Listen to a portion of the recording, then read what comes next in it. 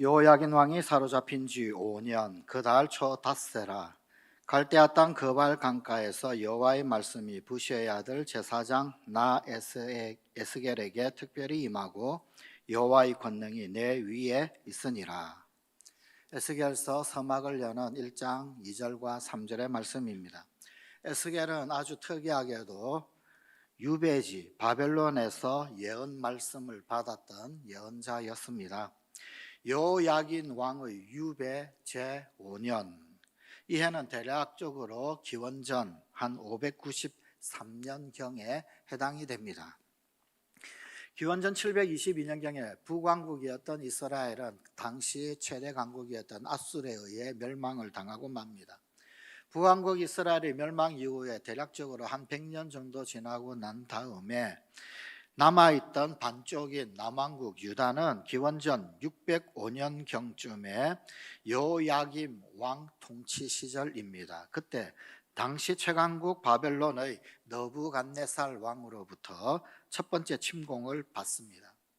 두 번째 침공이 있습니다. 기원전 598년경에 일어납니다. 바벨론 군은 어린 여호야긴 왕을 폐위를 시킵니다. 그리고는 다방면에 여러 유력한 인재들을 바벨론으로 사로잡아서 또 끌고 갑니다. 2차 침공 그리고 2차 포로 때입니다.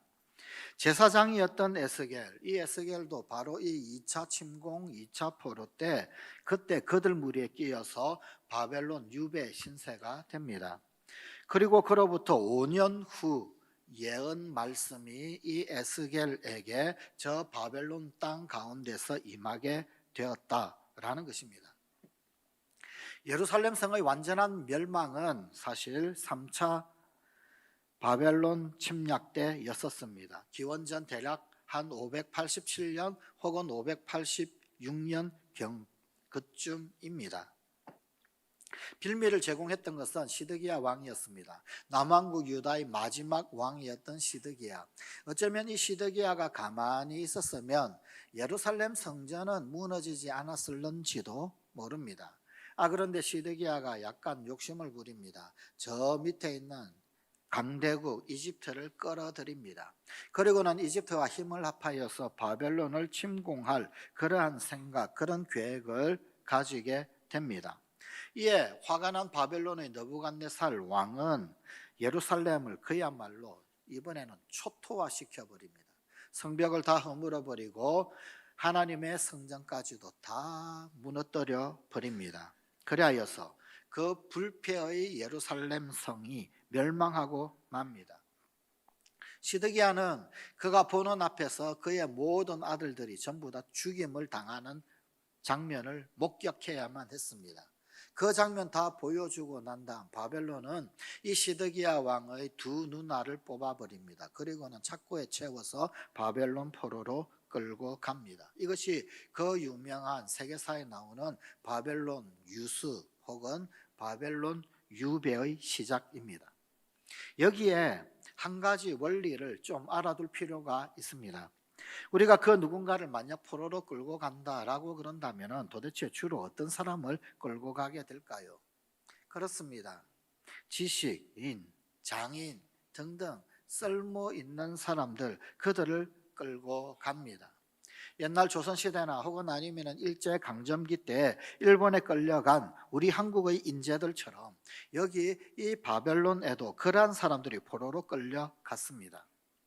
에스겔이 초창기에 받았던 그 예언은 그가 두 번째 포로로 끌려갔으니까 초창기에 받았던 그 에스겔의 예언의 말씀은 세 번째 침공을 예고하는 그러한 내용이었습니다. 그는 유배지의 이스라엘 백성들에게 저 엄중한 심판의 까닭, 그리고 또한 그 과정, 그리고 심판의 결과에 대하여서 실감 돋우는 문체로 주님의 말씀을 전했습니다. 이 시기에 고국 땅 유대, 저 바벨론 땅 포로로 끌려간 자가 아닌 여전히 고국 땅 유대에 남아서 똑같이 하나님의 말씀을 전하는 선배급인 선지자가 하나 있었습니다. 바로 예레미야입니다. 그런데 그 예레미야 역시 거의 동일한 내용의 말씀을 쏟아내는 중이었습니다. 그런데 예레미야는 그 가운데서 무화과 두 광주리 환상을 보게 됩니다.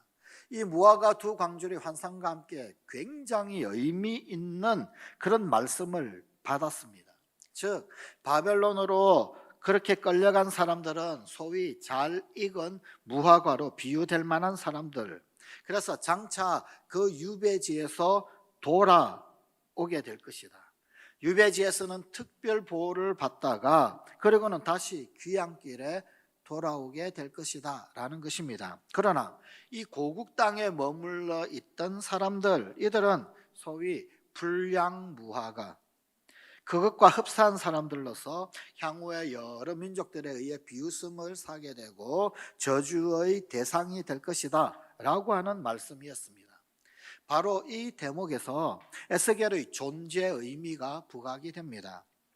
하나님께서는 유배지의 백성, 곧 이스라엘 민족의 소위 희망 종자라고 할 수 있는, 그래서 뽑혀 끌려온 그 인재들, 그들에게 각성, 양육, 비전을 촉진하기 위해 별도로 유배지의 예언자 이 에스겔을 세우셨던 것입니다.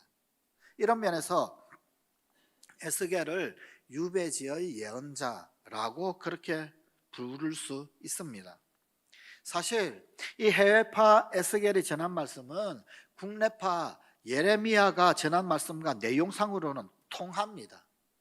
만약 그렇지 않다라고 그런다면 외려 그것이 문제입니다. 바벨론에서 내린 하나님의 말씀은 이러한데 고국 땅 유대에서 내린 하나님의 말씀이 저러하다, 서로 다르다, 그렇다라고 그런다면 그건 하나님의 말씀이 아닌 게지요. 그러나 저 바벨론 유배지에서 내린 말씀, 또 고국 땅 예레미야에게 통하여 내려졌던 말씀, 사실은 서로 통하는 말씀이었었습니다. 그 대표적인 예가 새 마음에 관한 것이었습니다. 에스겔은 예레미야의 새 언약과 한 맥락을 이루는 새 마음의 희망을 제시를 합니다. 오늘 우리에게 주신 하나님의 말씀인 에스겔서 36장 26절 27절입니다. 또 새 영을 너희 속에 두고 새 마음을 너희에게 주되 너희 육신에서 굳은 마음을 제거하고 부드러운 마음을 줄 것이며 또 내 영을 너희 속에 두어 너희로 내 율례를 행하게 하리니 너희가 내 규례를 지켜 행할지라. 이 말씀을 1차적으로 들어야 했던 사람들은 바벨론 유배지에 포로로 끌려온 유대인들, 그 인재 그룹입니다. 이 본문을 따르면 주님께서 주시는 새 영, 이 새 영이 우리 안에 부어지면 돌같이 딱딱하게 굳은 마음, 이것이 다 치워지고 부드러운 살 같은 마음이 생긴다. 이것이 새 마음.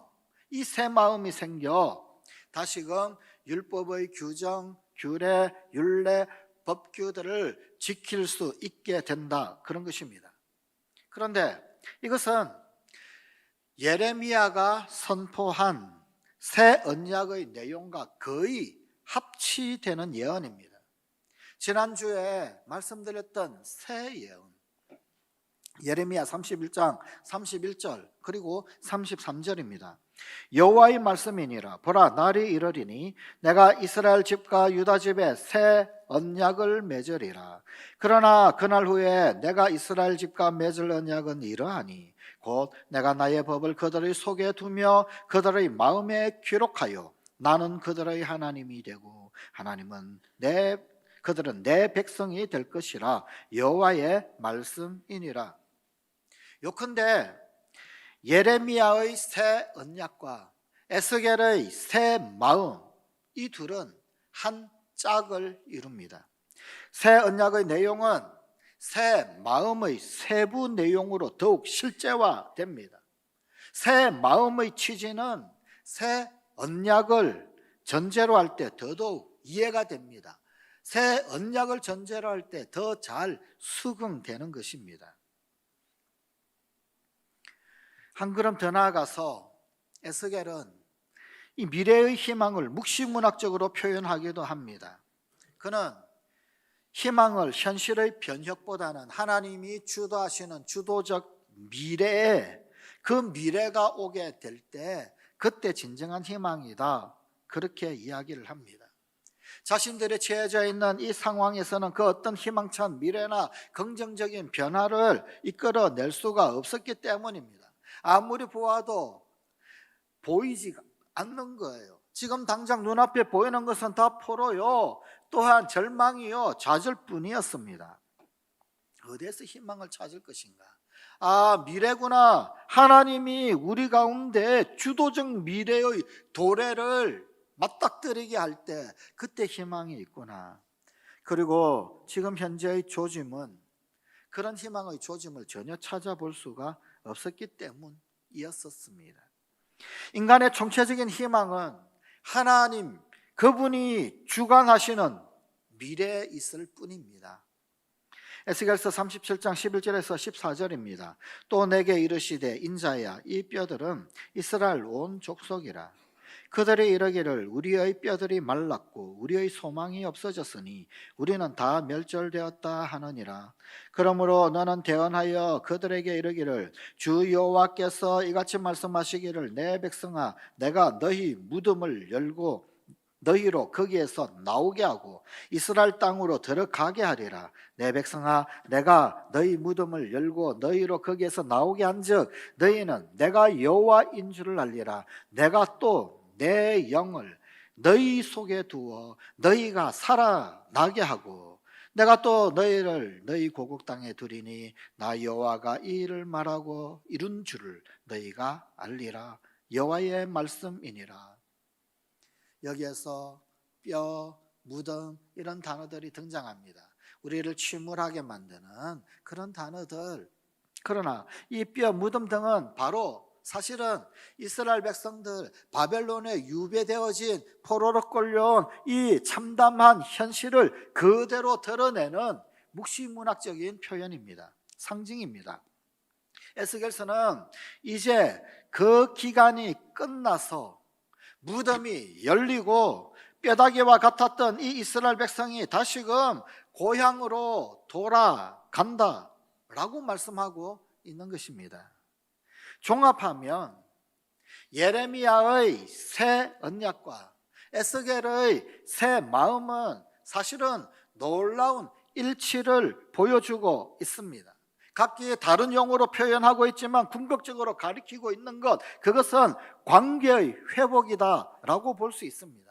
이스라엘 백성과 하나님 사이의 소원했던 관계가 다시금 원상태로 회복되고 돌아가리라 라는 그 희망을 예레미야도 에스겔도 같이 선포했던 것입니다. 그리고 성관가족 여러분, 이 메시지는 오늘 우리를 위한 말씀이기도 합니다. 기억하십시다. 위로의 하나님께서는 우리를 결코 저버리지 않으십니다. 눈앞에서 예루살렘 성이 적군 바벨론에 의해 다 무너지는 모습, 그것을 눈물로 바라보면서 하나님 거주하시는 그 성전이 도리에 돌아나 남지 아니하고 부셔지는 그 안타까운 현장을 바라보면서 그러면서 예언을 했던 예레미야. 그런데 그에게도 그 상황, 목전에 그 비극적인 멸망이 있음에도 불구하고 하나님은 새로운 약속을 주시는 분, 새 언약을 주시는 분, 그래서 그들로 하여금 내 백성이 되게 하리라, 그들로 내 자녀가 되게 하리라, 내가 그들의 하나님이 되게 될 것이다, 새 약속 주시는 분. 눈앞에 처절한 눈물과 멸망 앞에서도 하나님은 새 언약을 주시는 분. 지금 바벨론 포로로 끌려오고 착고에 손발이 묶이고 그리고는 도저히 고국으로 돌아갈 기미가 보이지 아니하고 바벨론에서 종노릇하고 있는 이 상황, 그러나 이 상황 가운데 하나님은 손 놓고 넋두리 하시는 분이 아니시더란 말입니다. 그 상황 가운데서도 새 마음을 만들어 가시는 분, 돌과 같이 굳은 마음 제거하고 부드러운 새 마음 넣어주셔서 하나님 알게 하시고 하나님 부어주시는 새 영의 기름 부으심을 얻게 하시는 분, 그래서 그 새 마음 가운데 하나님 똑똑히 알아 하나님 백성으로 회복되게 하시는 분, 하나님은 위로의 하나님이십니다. 결코 우리를 저버리지 않으시는 분이십니다. 처절한 절망의 순간에도 하나님은 일하시는 하나님, 새 언약을 이루어 가시는 하나님, 새 마음을 손수 지어 가시는 하나님. 우리 주님 예수님께서 내 아버지께서 일하시니 나도 일한다. 쉬지 않으시는 하나님, 위로의 하나님, 결코 우리를 저버리지 아니하시는 하나님이십니다. 오늘 이 시대 관점에서 이 에스겔서를 읽을 때 에스겔 예언 말씀 중 특히 우리 가슴을 때리는 대목은 양떼에 대한 탄식과 목자에 대한 맹타입니다. 주로 목자들의 태만과 직무유기를 질타하는 34장 말씀은 참으로 매섭습니다. 그 중 한 구절, 오늘 또 다른 본문 말씀인 34장 6절입니다. 내 양떼가 모든 산과 높은 맷뿌리에 마다 유리되었고 내 양떼가 온 지면에 흩어졌으되 찾고 찾는 자가 없었도다. 이 말씀은 오늘 이 시대의 초상이기도 합니다. 요한복음 10장 1절입니다. 내가 진실로 진실로 너희에게 이르노니 문을 통하여 양의 우리에 들어가지 아니하고 다른 데로 넘어가는 자는 절도며 강도요. 오늘날의 절도가 있고 오늘날의 강도가 있더라는 겁니다. 양들이 여기저기서 길을 헤매고 있습니다. 거짓 행복과 거짓 영성에 달콤한 꿀을 발라 현혹하는 절도요 강도들에 이끌려 뿔뿔이 방황하고 있습니다. 물질, 몸, 느낌 이런 것들에 치우친 잘 먹고 잘 살자 주의, 소위 웰빙이라는 괴물이 신앙의 열심과 기도 시간을 교묘하게 앗아갑니다. 자기개발, 자아개발, 창조적 삶, 자율 영성 등등 그럴듯한 미끼를 내건 신흥 영성의 온갖 프로그램들이 정체성이 약한 신자들, 그들을 홀려 강교하게 하나님과 그리스도로부터 이탈시키고 있습니다. 그나마 남아있는 신자들도 흔들리고 있기는 마찬가지입니다. 영적으로 목마르고 굶주린 신자들, 그런데 그것 뭔가 좀 채울까 싶어서 그것이 헤매의 길이요 마침내는 죽음의 길인 줄도 모르고 이리 기웃 저리 기웃합니다. 이런 마당에 에스겔서가 전하는 말씀은 영락없이 오늘의 우리를 향한 하나님의 애정 어린 결의로 들립니다. 오늘 본문 에스겔 34장 15절 16절 말씀입니다. 내가 친히 내 양의 목자가 되어 그들을 누워있게 할지라. 주 여호와의 말씀이니라. 그 잃어버린 자를 내가 찾으며 쫓기는 자를 내가 돌아오게 하며 상한 자를 내가 싸매주며 병든 자를 내가 강하게 하려니와. 내가 친히라고 말씀하셨습니다. 언제, 어떻게, 과연 어떻게 친히일까요? 성령을 통해서 친히일까요? 새롭게 세우는 당신의 일꾼들을 통해서 친히일까요? 하늘 아버지만이 아시는 비밀이겠지만 우리 각자 부름받은 소명, 그리고 그 열정만큼의 목들이 우리에게도 배당이 될 것입니다. 사랑하는 성관가족 여러분, 그 친히가 나일 수 있습니다. 그 양떼를 먹이고 쉬게 하는 친히가 내 손일 수 있습니다. 이런 양을 찾아 나서는 친히가 내 발일 수도, 나의 애틋함일 수도 있습니다. 싸매주고 강하게 하는 친히가 내 사랑, 우리의 사랑일 수 있습니다. 기도하십시다. 아버지 하나님, 오늘 주님의 피 묻은 손으로 상하고 찢긴 우리네 연약한 마음을 어루만지시고 돌과 같이 굳은 마음 제거하시며 부드러운 새 마음 빚어 주시옵소서. 그리하여 하나님 알게 하시고 우리가 하나님의 백성 되며 하나님 우리의 하나님 되시는 우리 성관 가족들이 되게 하여 주시옵소서. 오늘도 놀라운 이 새 마음의 위로가 있을 때, 그 희망이 있을 때 우리 주님 친히 우리에게 이 희망 심어 주실 때 그 위로의 손길, 그 위로의 통로, 우리 성관 가족들이 그 위로의 통로가 되게 하여 주시옵소서. 우리 주 예수님 이름으로 기도드리옵나이다. 아멘.